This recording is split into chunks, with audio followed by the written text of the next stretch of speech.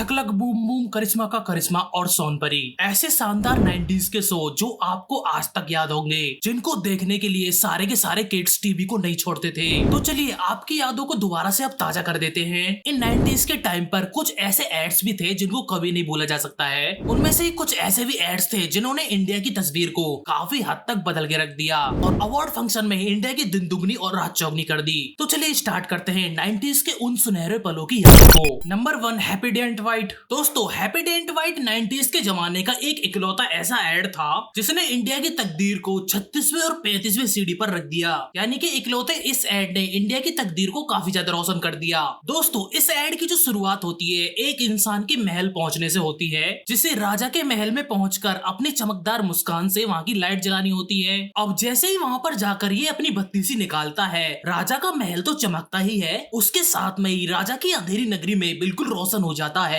आपको पता है इस एड से दुनिया को ये मोरल मिला था कि एक स्माइल से दुनिया चमक सकती है। अब इसी स्माइल के चलते कैंस इंटरनेशनल फेस्टिवल में इस एड को एक विशेष प्रकार के अवार्ड से नवाजा गया था। लेकिन दोस्तों, आप लोगों को एक चीज पता है, happy day and white Indian brand नहीं है। जी हाँ, यह एक इटालियन ब्रांड है। जैसा कि आप लोग जानते हो, इंडिया में तंबाकू पान खाना एक आम चीज है। इसीलिए प्रसून जोशी जी ने ये सोचा कि इंडिया की इस तकदीर को बदलने के लिए हैप्पी डे एंड व्हाइट की इस कंपनी को इंडिया में लॉन्च किया, जिससे कि इंडियंस के तंबाकू वाले जो दांत हैं उनको सफेद किया जाए। लेकिन उनको क्या पता था कि इस एड के थ्रू उनको इतनी ज्यादा प्रसिद्धि मिल जाएगी। नंबर 2, टकेसीस कास्टल। 90s के जमाने का किड्स का सबसे फेवरेट शो टकेसीस कास्टल 90s के किड्स को आज तक याद होगा। 90s के जमाने का पोगो पर दिखाया जाने वाला ये शो काफी ज्यादा किड्स को पसंद आता था। आप लोग इस बात को शायद नहीं जानते होंगे कि भारत में इस शो को जावेद जाफरी ने वॉइस ओवर किया था। जी हाँ, हम उन्हीं जावेद जाफरी की बात कर रहे हैं जिन्होंने धमाल मूवी में अपनी कॉमेडी से सभी को लोटपोट कर दिया था। पता नहीं ऐसे डेंजरस सिचुएशन में मैं ऑटोमेटिकली आगे कैसे आ जाता हूँ।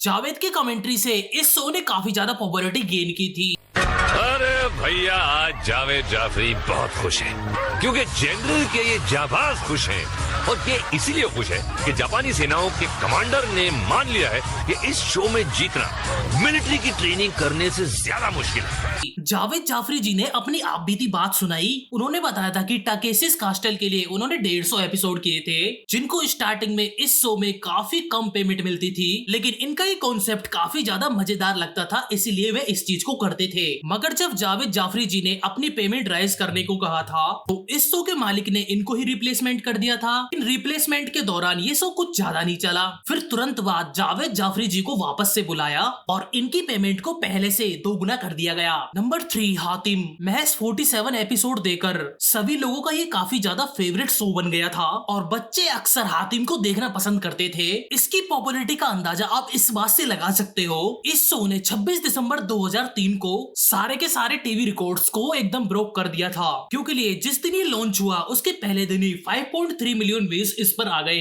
जिससे स्टार प्लस की टीआरपी को काफी ज्यादा ग्रोथ मिली थी। और इस शो के हिट होने का एक मेन कारण था हातिम ताई की ये बनी हुई है तलवार, जिसे बच्चे देखकर काफी ज्यादा इसे पसंद करने लगे थे।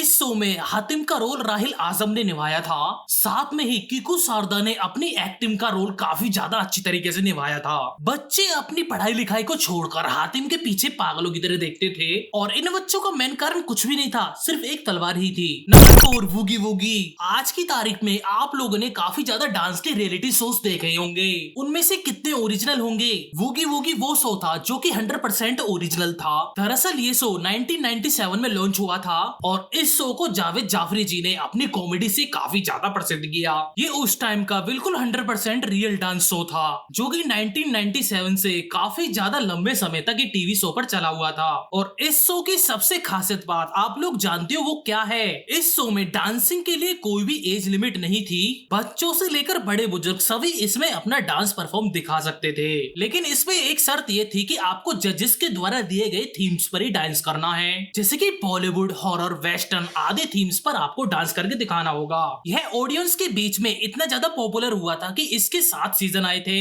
लेकिन 90s के किड्स को तो सबसे ज्यादा झटका जब लगा जब इसने टीवी से अलविदा कह दिया। 7 सीजन से पहले इसके मेकर्स ने अपने सारे राइट्स को नेपाल को सेल कर दिए थे, थे। दोस्तों इसमें कोई दो राय नहीं है, जिस भी आदमी ने इस शो को देखा है वह जावेद जाफरी जी को भलीभांति जानते होंगे, क्योंकि वूगी वूगी के अलावा द केसेस कास्टल में जावेद जाफरी अपनी कमेंट्री दे रहे थे। क्योंकि जावेद जाफरी जी कुछ इस प्रकार के कॉमेडी दिखाया करते थे। स्कूल से आए हुए बच्चे सब कुछ छोड़ छाड़ के टीवी के सामने बैठ जाया करते थे। दोस्तों अब नेक्स्ट पर आता है शक्तिमान। दोस्तों इंडिया वाले बच्चे सुपरमैन, बैटमैन और स्पाइडरमैन को भले ही ना जानते हो, लेकिन शक्तिमान को भलीभांति जानते होंगे, क्योंकि 90s के बच्चों के लिए यही उनका सुपर हीरो था। क्योंकि कुछ बच्चे तो शक्तिमान की कॉपी करके अपनी असली जिंदगी में भी बुराइयों पर जीत हासिल करने की कोशिश किया करते थे।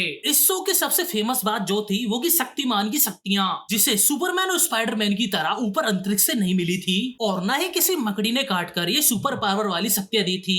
शक्तिमान ने अपनी शक्तियां यज्ञ करके और मेडिटेशन से ली थी, जो कि बच्चों के संस्कारी होने को बढ़ावा देती हैं, जिससे शक्तिमान की इस सुपर पावर को देखने के बाद में बच्चे काफी ज्यादा प्रेरित होते थे। शक्तिमान इंडिया का सबसे पहला सुपर हीरो था और इसे देखने के लिए इंडियंस के जो 90s वाले किड्स थे हफ्ते भर इसका इंतजार करते थे, क्योंकि ये शो दूरदर्शन पर केवल एक हफ्ते में एक बार ही टेलीकास्ट हुआ करता था। और इस शो का मकसद सारे के सारे किड्स को एक अच्छी शिक्षा देना था। अगर 90s के किड्स से अगर शक्तिमान के बारे में अगर आप लोग पूछोगे तो वो लोग ये कहेंगे कि गंगाधर ही शक्तिमान है। 90s की यादों को इतना ज्यादा ताजा करने के लिए इससे अच्छी चीज और क्या चाहिए। दोस्तों अब हमारे लिस्ट के लास्ट पर आता है शकला का बूम बूम। 90s के दिनों में स्टार प्लस वाले संजू को आप लोग कैसे भूल सकते हो, जो कि अपनी मैजिकल पेंसिल के थ्रू अपनी सारी की सारी चीजों को हकीकत में बदल देता था। इस शो की इतनी पॉपुलैरिटी थी कि इसे स्टार उत्सव, स्टार वन, हंगामा जैसे चैनलों पर भी दिखाया जाता था। इसकी पॉपुलैरिटी के कारण ही इसका तमिल वर्जन विजय टीवी पर आया था। किड्स का ये जो फेवरेट शो था अचानक से ये बंद हो गया, क्योंकि 4th सीजन के बाद में इसके डायरेक्टर ने इसके आगे की कहानी सोची ही नहीं थी। इसीलिए 1st सीजन से लेकर 4th सीजन तक किड्स का काफी ज्यादा फेवरेट शो रहा था। अब इसी शो के चलते बहुत सारे किड्स तो अच्छी अच्छी ड्राइंग बनाना भी सीख गए थे, लेकिन फर्क सिर्फ इतना था कि उनके द्वारा बनाई गई डिजाइन से सामने जो चीजें थी वो प्रकट नहीं हो पाती थी। तो दोस्तों ये थे 90s के किड्स के द्वारा सबसे ज्यादा फेवरेट शोज। इन सारे शोज में से आपका फेवरेट शो कौन सा था हमें कमेंट बॉक्स में एक बार बताएं। तो चलिए इसी के साथ ही हमें इजाजत दीजिए, मिलते हैं किसी और वीडियो में, जब तक के लिए बाय बाय।